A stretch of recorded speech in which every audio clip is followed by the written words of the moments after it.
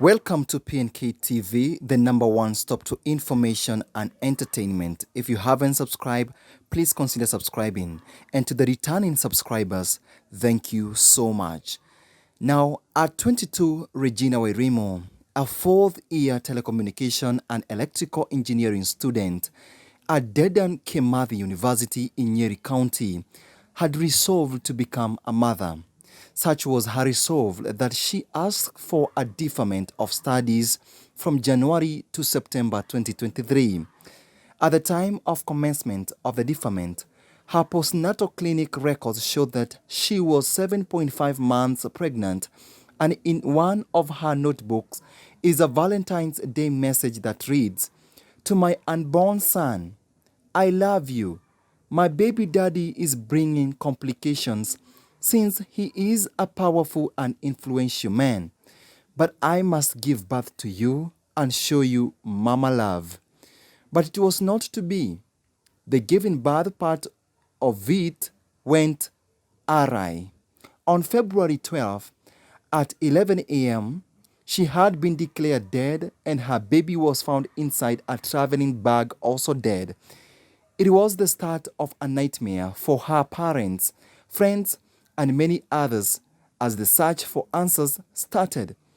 Her father, Kenneth Kinyanjui, told Nation Africa that he received a call on February 12 at around 10 a.m. from a female caller who told him, "Your daughter is unwell and needs urgent medical attention." He notified his wife, Elizabeth Wamboi, and together they abandoned going to church and set off for Nyeri County to be at their daughter's side.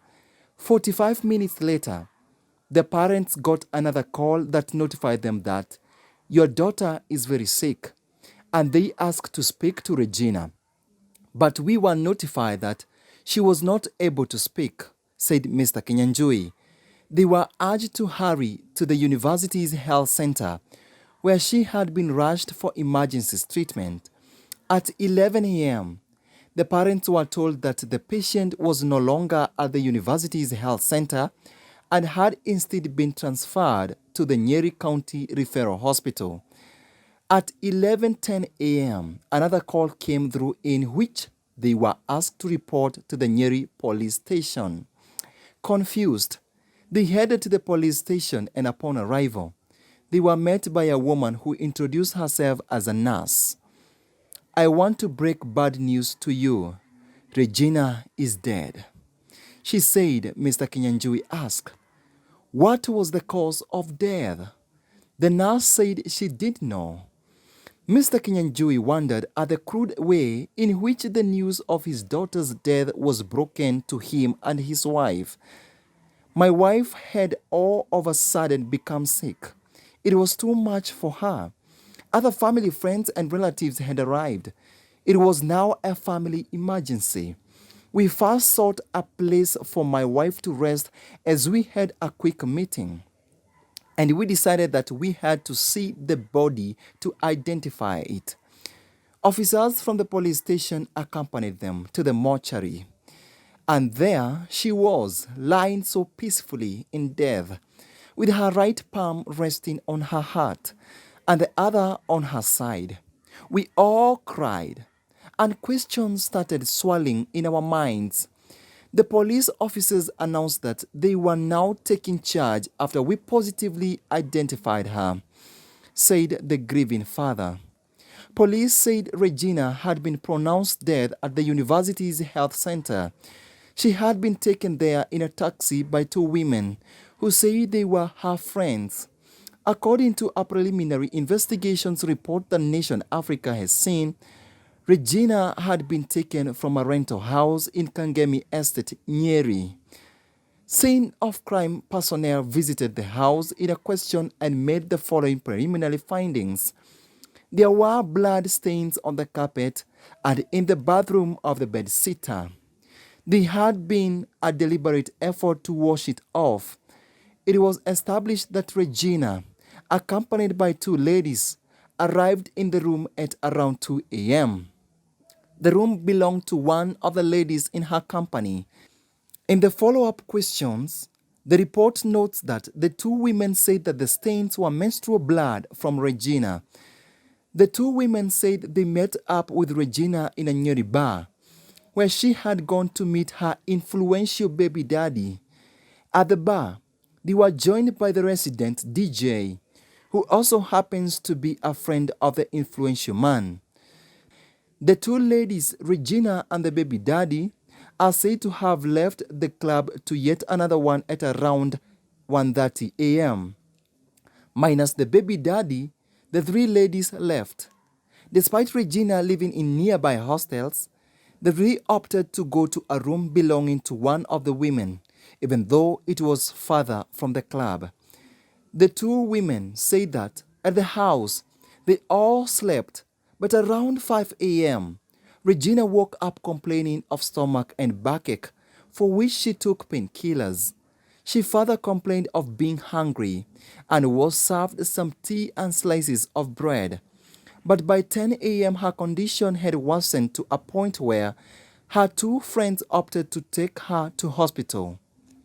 The room they were in is on the third floor, but while going down to the second floor, Regina is recorded as having been unable to walk and sat down on the stairs.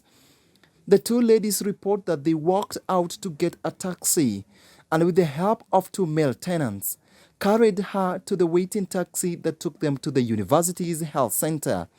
The personnel at the center reported that she was pronounced dead on arrival, and on examination, she had a sanitary towel on her. It was then that the health facility put her in an ambulance to be taken to the Nyeri Level 5 referral. But the ambulance driver noted that there were two safari bags that had been removed from the taxi that ferried Regina to the health center and had been left unattended in the compound. The two women did not appear to want to acknowledge the two bags, but the ambulance driver took them up and loaded them beside Regina. At the Nyeri Referral Hospital, the bags were opened and the contents shocked everyone. In one bag was a dead fetus, and the other contained bloody pieces of clothing. The police visited the house where Regina was said to have been ferried from the hospital. On February 17, Dr. Bill Murioki conducted postmortems on Regina's body as well as on the baby. The uterus contains products of the conception, placenta seen, walls of the uterus have multiple lesions seen. It continues, as a result of my examination, I formed the opinion that the cause of death was as a result of severe hemorrhage. Mother and baby were buried in one casket in Magesha village. Regina's parents said they want justice to afford them closure. If it was an abortion she needed, we are not poor family and she could have tricked us into sending her money. In fact, I had on Thursday sent her 7,000 and that Saturday she had paid the hostel she was staying in. She could not have sought a study deferment of 9 months so as to go seeking accrued abortion. After all the lies that her friends peddled, it is now time for the truth, said Regina's mother, Miss Wamboi. Her father said, this whole issue reeks of manipulation, stage management, and a deliberate push to sell a narrative that is illogical, illiterate, and outright unacceptable, and for justice, we as a family are ready to pawn the last of our heritage. He said that the university did not notify him that his daughter had applied for deferment of studies. I only came to be shown the application when she was already dead. Students from the university who attended her burial were wary of talking to journalists, with one of them saying, this issue is tricky and the powers involved are immense. Wow, it is a sad story indeed. Go ahead and tell us your thoughts in the comment section down below. Thank you for watching till the end. Don't forget to subscribe. See you in the next video.